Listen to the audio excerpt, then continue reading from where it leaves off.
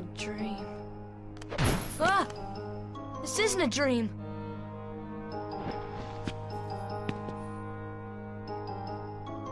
Ugh, where am I?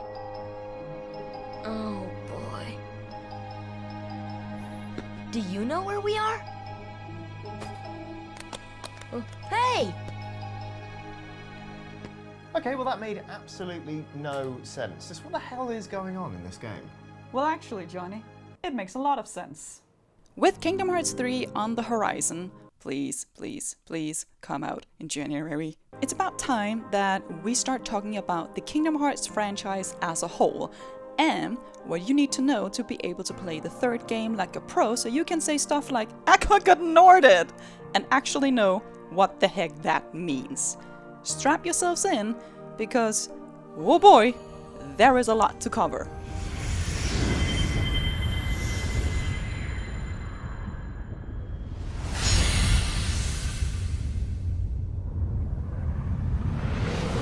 As Kingdom Hearts has an incredibly intricate lore that spans across 9 games and a movie, I've taken it upon myself to explain the entirety of the Kingdom Hearts story as simply and painlessly as possible, all in the hope that we can get ready for Kingdom Hearts 3. First off though, I want to start out by debunking a common misconception.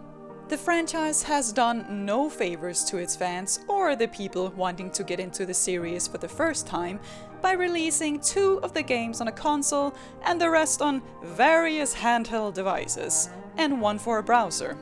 Many believe that Kingdom Hearts 1 and 2 are main titles, and therefore the rest of the games, meaning the 7 others, are there for fluff and a bit of light-hearted story that is ultimately not really needed to understand the main series. However, I am here to crush your dreams and tell you just how completely wrong that is.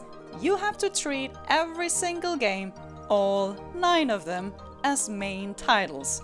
Leave one out, and you will have missed a huge part of the actual story.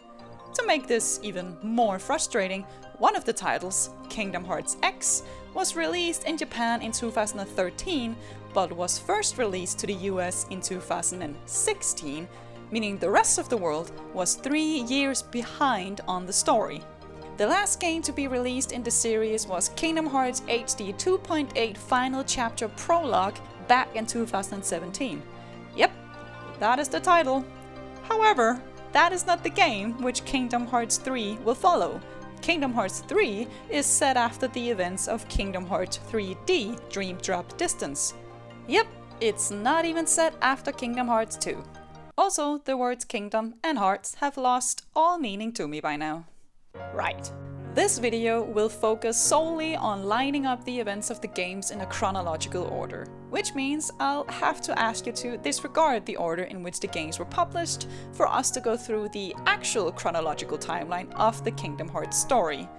To help with understanding the story of the Kingdom Hearts series, I've separated the events of the games into 3 timelines. The past, which will lead into the second timeline, the present, and running parallel beneath these 2 timelines is the timey-wimey timeline, which is to say, there is time travel in this game.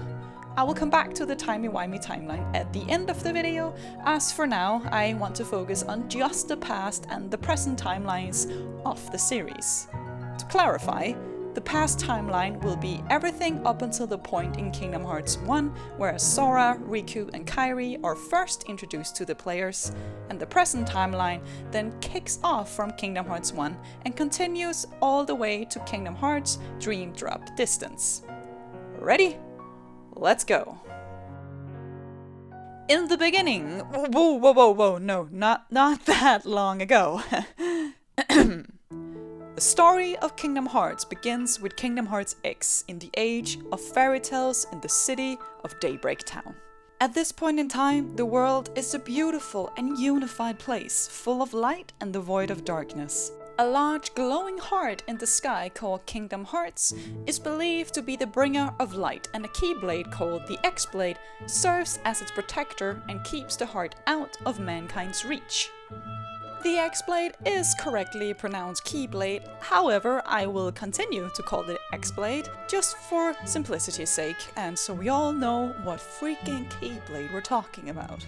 A prophet called the Master, or the Master of Masters, just so you're completely sure that he means business, foretold of an event called the Keyblade War, which would bring upon the destruction of the world by darkness taking over and vanquishing all light.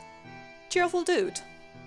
The master proceeds to write down his prophecy and hands it out to his apprentices, also known as foretellers. These foretellers are also tasked with upholding law and order in Daybreak Town and taking care of their respective unions. The unions are basically like Hogwarts houses, except there are 5, not 4, and each foreteller oversees a union of their own and trains young Keyblade bearers to fight the darkness and protect the light.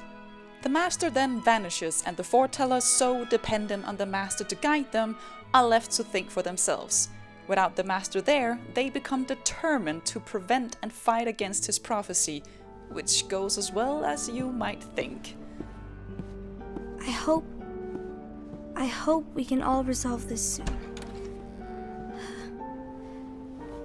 They immediately turn suspicious of each other, and it doesn't take very long for them to put their own needs and ideals first, and eventually the very same prophecy they try to prevent is realized. With a union backing up each foreteller, they turn against each other with their unions as their armies, and the Keyblade War breaks out. Thousands of innocent lives are lost to the war, including the lives of the foretellers themselves, and the excessive loss of lives affects Kingdom Hearts in such a way that it gets trapped in the deepest darkness, while the X-Blade, its protector, shatters into 20 pieces, 7 of light and 13 of darkness. Oh, by the way, the unions consisted of teens. Actual kids died because of 5 ignorant adults. How is this in a Disney game? Anyways, the Keyblade War almost destroys the world, and it is only the light within the hearts of children that manages to restore the world again, however not fully. The fragments that are left of the world are used to create many separate worlds from those broken pieces. Hence why all the places that you visit in Kingdom Hearts 1 are separate worlds spread across the map. This also explains why all these worlds are, in the present timeline, so incredibly different from each other, as they developed under completely isolated circumstances. By now, the Keyblade War has become nothing more than but a fairy tale. Many believe that it's a myth or a romanticized explanation of how everything came to be, worlds and humans included, and few know the true story of what actually happened on that fated day. This is where a man named Xehanort comes in. Xehanort is painfully aware and intrigued by the Keyblade War, and he is deeply interested in recreating the shattered X-Blade and pulling out Kingdom Hearts from its imprisoned state. The point of this being that he wishes to recreate the world in his own image, take control of the darkness, and have it coexist with light in equilibrium. And to do that, he would have to trigger a second Keyblade War to unleash the amount of darkness he would need for that. Because, as we all know, the first war went down so well. As a young man, Xehanort trained alongside his fellow student Eraqus to become a Keyblade Master. They didn't exactly see eye to eye, and when they graduated as Keyblade Masters, Xehanort set out to find a way to see his wicked vision come true, while Eraqus did the complete opposite, as he sought a way to defeat the darkness and keep it at bay. Now this is where things start to get really confusing. As I will soon start to mention a ton of names, I will be making a family tree in real time for you to follow along with, as this will, well, you'll see.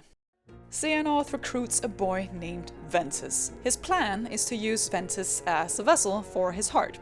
As Xehanort himself has by this point become a frail old raisin, he needs to find a way to keep on living long enough to see his plans come to fruition. This turns out to be impossible, as Ventus is simply too pure-hearted to be able to contain Xehanort's darkness.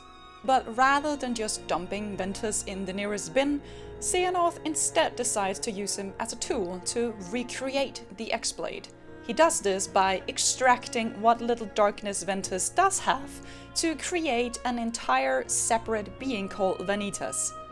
Ventus then falls into a coma because, heck, that hurt, and Vanitas now exists as a being made out of pure darkness, and Ventus remains a ray of sunshine made out of pure light. Elsewhere, Iracus has recruited a boy named Terra and a girl called Aqua that he is training to become Keyblade masters like him. Xehanort takes the unconscious Ventus to Iracus to let Ventus heal and be trained in the art of light. And while he's there, he notices Terra, sees the potential in the boy, and decides that he should be his new vessel instead of Ventus. Years pass and Terra, Aqua and Ventus are well on their way to becoming Keyblade masters. As Aqua and Terra are about to take their final exam, Xehanort sees his chance to sabotage the exam for Terra, causing the young man to fail. From this point onwards, Xehanort manipulates Terra in various creative ways to turn him against his friends and open his heart to darkness. And this sends the trio on a course that leads them straight to the Keyblade Graveyard, the place where the Keyblade War took place, which is now home to thousands of abandoned Keyblades from that same war. Here, Xehanort gets incredibly close to getting what he wants, and a couple of essential things happen. First off, Ventus faces off his dark half Vanitas, and as these two people, one of light and one of pure darkness, collide and eventually merge back together, it creates the perfect conditions for the X-Blade to be forged, albeit a very fragile one. Secondly, Xehanort successfully takes over Terra's body, leaving a piece of himself inside of Terra so he can continue on living. This creates Terra Xehanort, a silver-haired, yellow-eyed, corrupted version of Terra, a look that becomes a telltale sign of Xehanort's corruption throughout the rest of the series. A piece of Terra's will is still left, and the eternal fight they go through as they fight over control of Terra's body is enough to cause this new Terra Xehanort amnesia. Meanwhile, Aqua is forced to battle against the merged Ventus and Vanitas. In the midst of the fight, the unstable X-Blade is destroyed, and Ventus takes his chance to fight against Vanitas, but at the cost of his own life. He drives Vanitas out, seemingly destroying him, but his heart has become so damaged by the process that it escapes his body to seek safety, and his body is left as an empty vessel, a point that I will come back to later. In the moment the X-Blade was destroyed, the light it cast consumed everything in its vicinity, and with brute force it scattered the trio across the worlds, leaving Terra Xehanort in a place called Radiant Garden, and Aqua and Ventus drifting together elsewhere. Aqua manages to carry Ventus's body to an abandoned chamber to keep him safe, and promises to find a way to recover his heart, but first she tracks down Terra Xehanort in Radiant Garden. Upon confronting him, Aqua discovers that the real Terra, trapped somewhere inside Terra Xehanort's body, is caught in a place called the Realm of Darkness, that being a timeless place made out of the darkness in people's hearts. In an attempt to pull out the true Terra and bring his conscious self back into the Realm of Light, the realm that all people primarily existing, Aqua sacrifices herself and gets trapped in the Realm of Darkness instead of Terra. Terra only gains a small amount of consciousness, enough to always challenge Xehanort, but not enough to win over his body again. Aqua remains trapped in the Realm of Darkness to this day. Terra Xehanort, still with amnesia, remains in Radiant Garden, with the help of a man named Break, whom Xehanort befriended long before the battle at the Keyblade Graveyard took place. Terra Xehanort is brought to a man named Ansem the Wise, a scientist in Radiant Garden who takes Terra Xehanort under his wing and makes him his apprentice. Break and Terra Xehanort both start conducting experiments with the darkness within people's hearts and take in several apprentices of their own to expand on their experiments. This eventually leads to them releasing a massive cluster of Heartless into the Realm of Light, Heartless being creatures created from the darkness within people's hearts when they die. and Xehanort takes over the research facility and banishes Ansem the Wise to the realm of darkness. With Ansem out of the way, Xehanort finds a way to split himself into two new beings. An artificially created Heartless made from his heart, and a nobody, a being that is created from the empty body that's left behind when a heart leaves the host, but only if the heart is strong enough to create a nobody. Now it's time to take a deep breath and have a look at the family tree. Xehanort's Heartless is named Ansem, and his nobody is named Xemnas. They steal Ansem the Wise's name just to make things super easy for everyone. Xemnas is also an anagram of Ansem with an X in it. A nice little nod to the X-blade that Xehanort remains very healthily fixated on. That man truly needs a hobby. Have you tried pottery, Xehanort, gardening? No? Okay. Break is also transformed into a nobody, this one called Sigbar, and the remaining 6 apprentices fall to the same fate. But unlike Sigbar, the rest have been led to believe that their new nobody forms happened because of an accident, and that their new mission is to work together towards becoming fully human again and regaining their hearts. Sigbar is the only member of the organization who is aware of its true purpose. Yet another thing I will have to come back to later. Xemnas then forms Organization 13, the group of nobodies that wears black coats which look exactly like the black coat Master of Masters wore. Coincidence? I think not!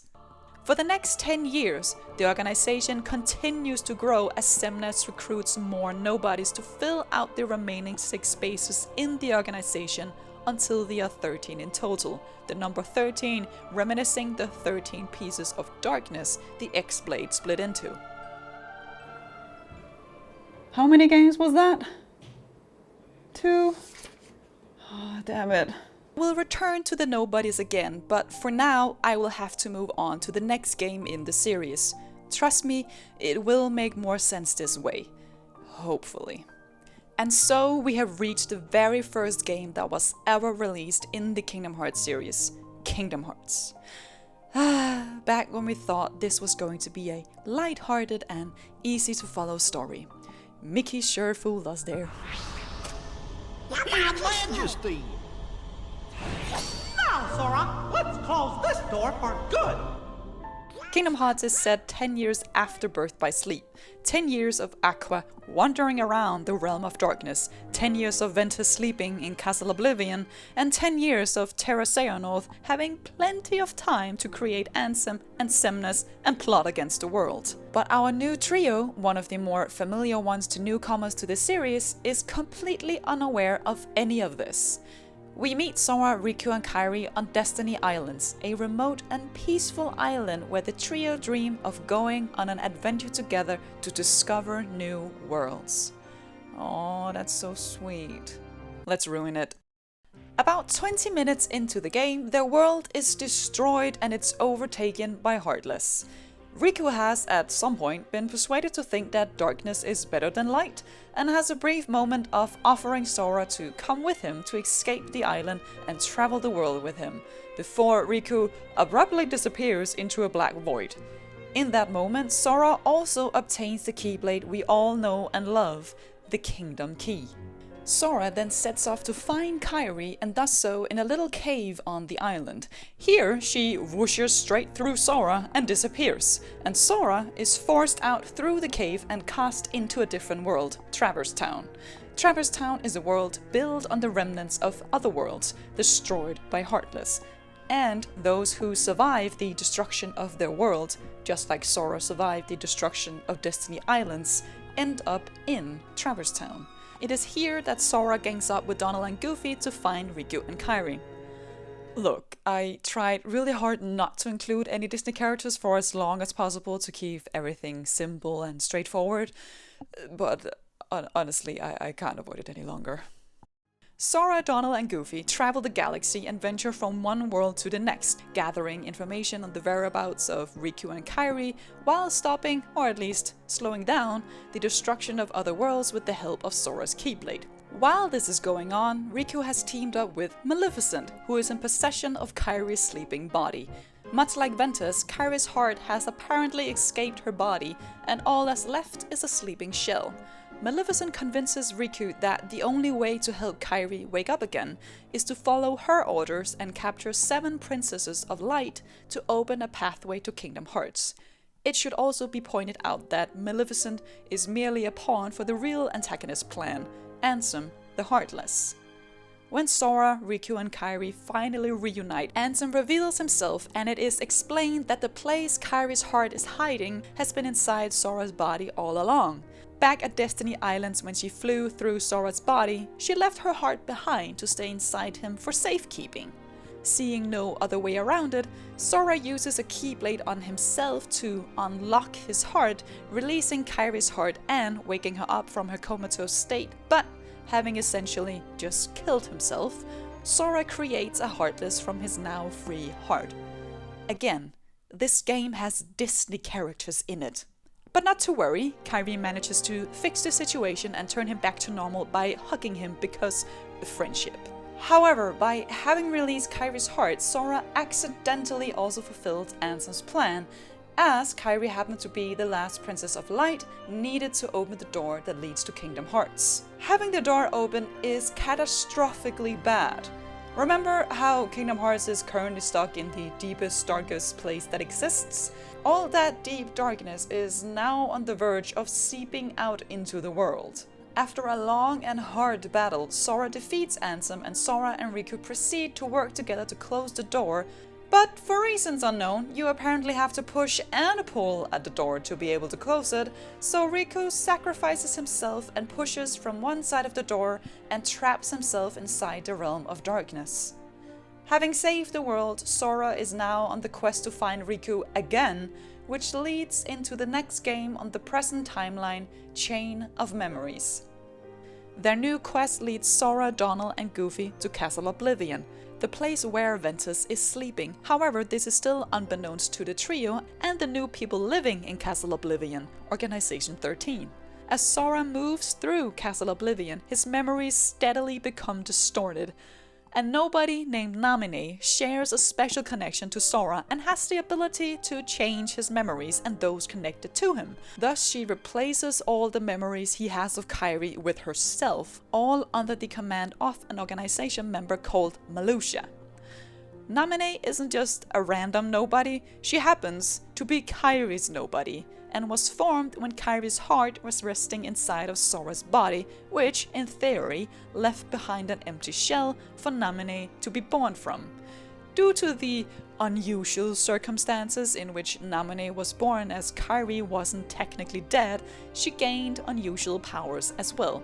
Her special connection to Sora stems purely from the fact that she is Kairi's nobody, and Kairi shares the original connection to Sora. Sora manages to move all the way through the castle, where he eventually faces Malusia to fight for his life and Naminé's freedom. After Malusia's defeat, Naminé explains the damage that has been done to Sora's memories and how to fix it. He has to sleep in a memory pod while she repairs his memories, but at the cost of forgetting everything that has happened in Castle Oblivion, including the people he has met. Sora agrees to this and goes to sleep for about a year. But it wasn't just Sora who ventured through Castle Oblivion. As Sora was fighting his way to Malusia, Riku managed to escape the realm of darkness with the help of a man named Diz, who called out to him and enabled his escape.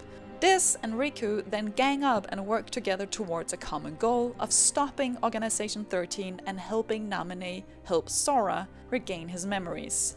Elsewhere, another game runs alongside Chain of Memories, which actually branched out already back in Kingdom Hearts 1, and that is 358 over 2 days. To illustrate this, I'll add a little mini branch to the present timeline for my own sanity that shoots out just before Chain of Memories. 358 over 2 days is about a boy named Roxas. Roxas is Sora's nobody. You see, back when Sora stabbed himself in the heart and turned into a Heartless, he also left behind his body an empty vessel, which then was enough to form Roxas. If you think Roxas looks familiar, you are correct. He looks a lot like a man we got to know about 15 minutes ago named Ventus. And the explanation for that is saved for the timey-wimey timeline, so hold tight. Being a nobody, and therefore a perfect candidate for Organization 13 that consists purely of nobodies, Xemnas quickly recruits Roxas to become a part of the gang. Here, Roxas has a pretty happy existence until Chain of Memories rolls around and Naminé is in the process of restoring Sora's memories back to their original state. She discovers that she's not able to repair Sora's memories because part of them are still inside of Roxas. This orders Riku, who has chosen to be disguised as Ansem, Xehanort's Heartless just to make things really confusing, to go kidnap Roxas, so they can put him in a fake town with fake friends and fake memories to live out his last days before Roxas eventually has to merge back together with Sora. We're now at the beginning of Kingdom Hearts 2. Roxas has merged with Sora, and Sora is finally awake again. He's unaware and too big for his clothes. Donald! Goofy! Just 4 games left. Just 4 games left. It's fine. As Naminé promised, Sora has no memory of what happened in Castle Oblivion, not even the people he met, and neither does he remember Roxas. Sora, Donald and Goofy continue where they left off before they entered Castle Oblivion and go looking for Riku and eventually end up having to deal with Organization 13 as well, as they start to get in the trio's way. The organization has by this point become extremely prominent and turned into the main antagonists of the series. Once again, Sora visits a number of worlds until they finally end up in the world that never was, where Castle Oblivion resides, for the final showdown. It is here that Sora also reunites with Riku and Kairi once more. Diz and Riku arrive at the scene where Riku finally throws away his disguise and Diz reveals his true identity as being Ansem the Wise, the true Ansem and scientist that Terra Xehanort and the rest of his pupils overthrew so many years ago. Confronting Xemnas, they learn that the organization has created an artificial Kingdom Hearts, which was previously believed to be designed so the organization members could regain their humanity by regaining their hearts. But it is then revealed that it's simply for Xemnas to take over the world and remake it in his own image. I mean, he is half Xehanort, so the apple doesn't fall far from the tree and all that. Our group of heroes manages to destroy Xemnas' Kingdom Hearts before it is fully complete and proceed to take down Xemnas. And through a bit of convoluted traveling, they return to Destiny Islands, the very same island we remember from so many years ago, and for a moment, everything seems to be okay. But this is Square Enix, so of course it's not okay. Remember old fragile raisin-looking Xehanort, the original big bad guy who had to take over Terra to be able to live on? Turns out that the defeat of Ansem in Kingdom Hearts 1 and the defeat of Xemnas in Kingdom Hearts 2 has now brought Xehanort back to life. This isn't exactly great news, and once this is discovered, it is decided that it's time for Sora and Riku to go through the Mark of Mastery exam, so the two of them can become actual Keyblade Masters. All this time they've been saving the world, they've apparently just waved their Keyblades around for funsies. This leads into the next game, Kingdom Hearts 3D Dream Drop Distance, the game that Kingdom Hearts 3 will follow straight after. Their exam takes place inside sleeping worlds, worlds that have been destroyed by darkness but were never saved or brought back into the light again, and these worlds are now seen as being asleep. And to be able to visit them, Sora and Riku has to go into a state of sleep as well. As with Terra and Aqua's exam, Sora and Riku have their exam tampered with by none other than Xehanort. It is in this game that Xehanort's incredibly detailed plans are revealed, including every plan he set up to act as a plan B in case his original plans were foiled. Always being 2 steps ahead of everyone else, Organization 13 wasn't created just to make an artificial Kingdom Hearts. It was also created as a place to find 13 hosts to act as 13 vessels for Xehanort, so he could create, 13 versions of himself. These 13 versions of himself would then serve as the 13 pieces of darkness that Xehanort need to balance out the 7 pieces of light to create a true X-Blade. It's not just Xemnas that had a second purpose with their existence.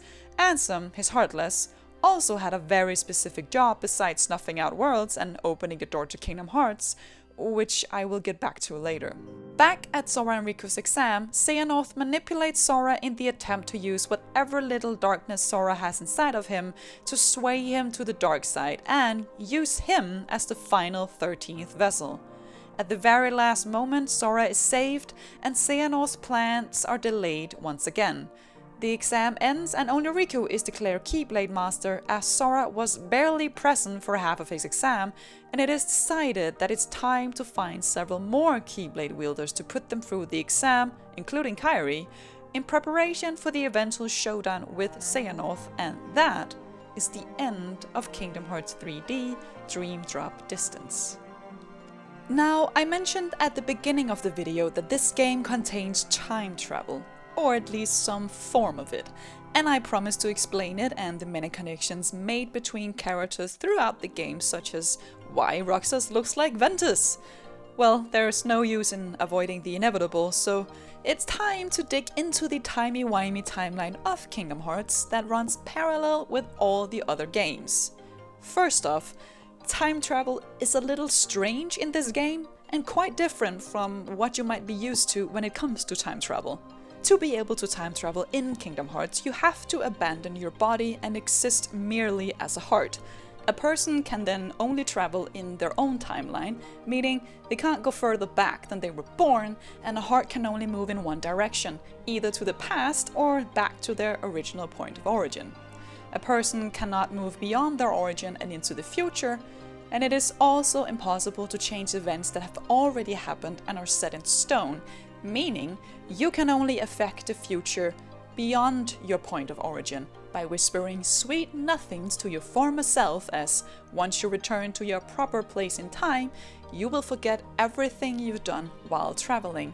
But you subconsciously still follow the path you set out for yourself by traveling back in time.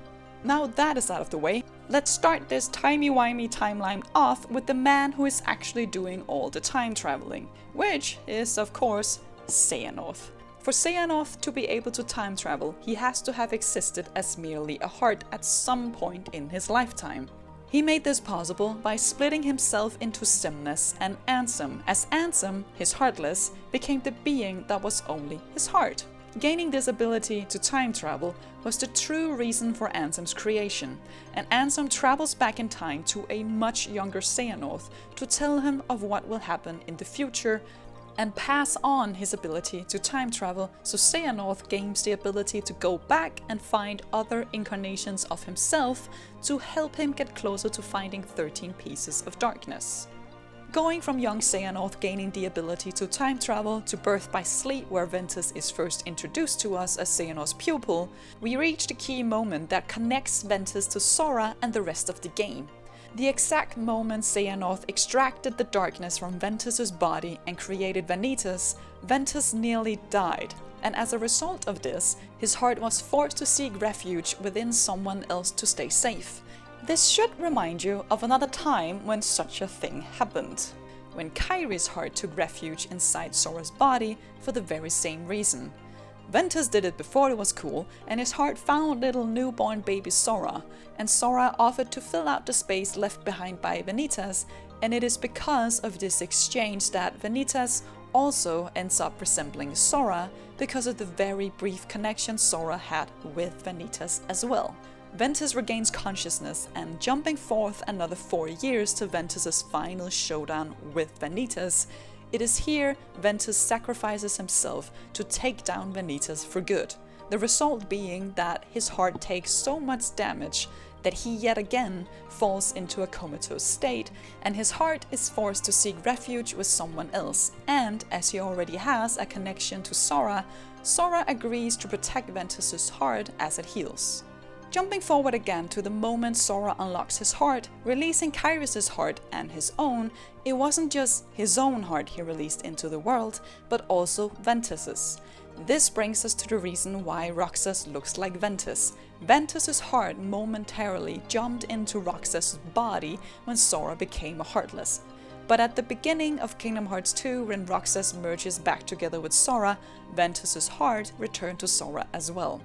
Now for the last time and mind-boggling thing that I personally find quite cool, we have to go back to something I very briefly mentioned at the very beginning of the video. As I talked about the Master of Masters, a prophet able to foretell the future with his gazing eye, it turns out that his gazing eye isn't just a metaphorical way of describing his ability to foresee the future, but rather it's an actual physical thing. A blue eye with a cat-like pupil that he uses to look into the future.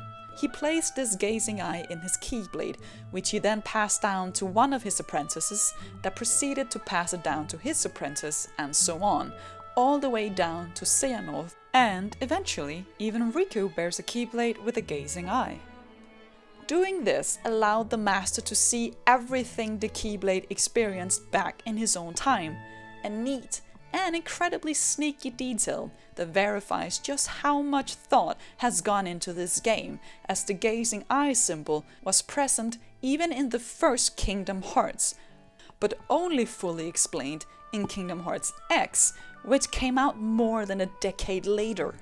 And so this concludes my simple-ish breakdown of the Kingdom Hearts series to prepare us all for Kingdom Hearts 3. There are, of course, a million things I have left out, such as the secret dandelions, Lux's black chest, everything that relates to Xion, or even how Sora got his Keyblade. However, that will have to be for a different video. So, what can we expect from Kingdom Hearts 3? Hopefully, we'll get to see Sora save Ventus, we'll get an explanation as to why Aqua at the end of the trailer E3 suddenly looks like she's being used as another one of Xehanort's vessels, and perhaps we'll even get to actually battle Xehanort himself. But knowing the Kingdom Hearts series, we'll most likely have to play another 5 handheld games to even get close to a final conclusion. Hey, sorry, you went off on a tangent and nothing made sense, so I went to make tea. Are you okay? Now, with me dead on the couch, I thank you all so much for listening. If you're here at the end of the video, you are a champion. And you should be able to wield your own Keyblade. I have decided that just now. Thank you all so much for watching. Feel free to subscribe and take a look at all the other stuff on the channel. But most importantly, I hope you all have an amazing day, and until next time.